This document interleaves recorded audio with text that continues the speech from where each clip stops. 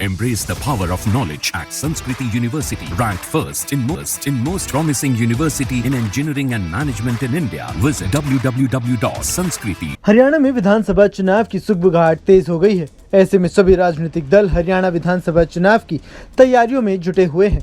लेकिन इस बीच अब चर्चाएं हैं कि हरियाणा विधानसभा चुनाव में खिलाड़ी भी अपनी किस्मत आजमा रहे हैं। खेल के मैदान में पसीना बहाने वाले खिलाड़ी इस बार हरियाणा की सियासी दंगल में भी दांव दिखाते नजर आएंगे। विधानसभा चुनाव लड़ रही पार्टियों ने 4 खिलाड़ियों पर दांव खेला है। जुलाना विधानसभा से कांग्रेस ने पेरिस ओलंपिक में कुश्ती के फाइनल में वजन ज्यादा होने के कारण बाहर हुई अंतर्राष्ट्रीय पहलवान विनेश फोगाट को अपना उम्मीदवार बनाया है। इसी सीट पर आम आदमी पार्टी ने भारत की पहली महिला रेसलर कविता दलाल को उम्मीदवार बनाया है।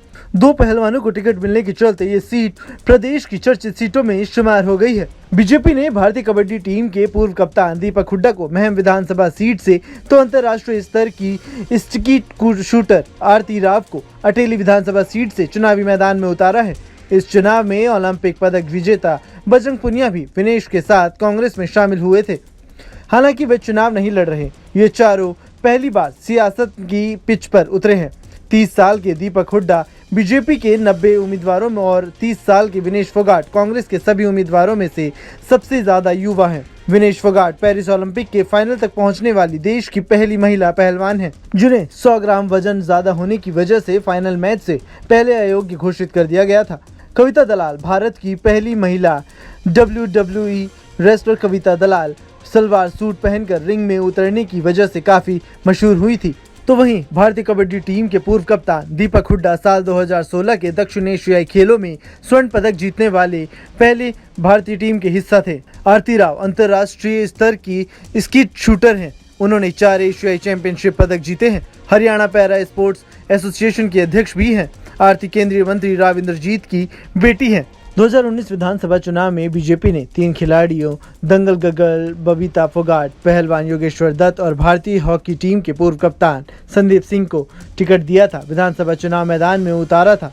इनमें से सिर्फ संदीप सिंह को जीत मिली थी। बबीता फोगाट चरखी दादरी और योगेश्वर दत्त बड़ौदा सीट से हार गए थे। योगेश्वर को बड़ौदा उपचुनाव में भी कांग्रेस के प्रत्याशी ने पटकनी दे दी थी। मनोहर लाल सरकार में खेल मंत्री रहे संदीप सिंह पर जूनियर महिला कोच के यौन उत्पीड़न का आरोप लगने के कारण इस बार बीजेपी ने उन्हें टिकट नहीं दिया।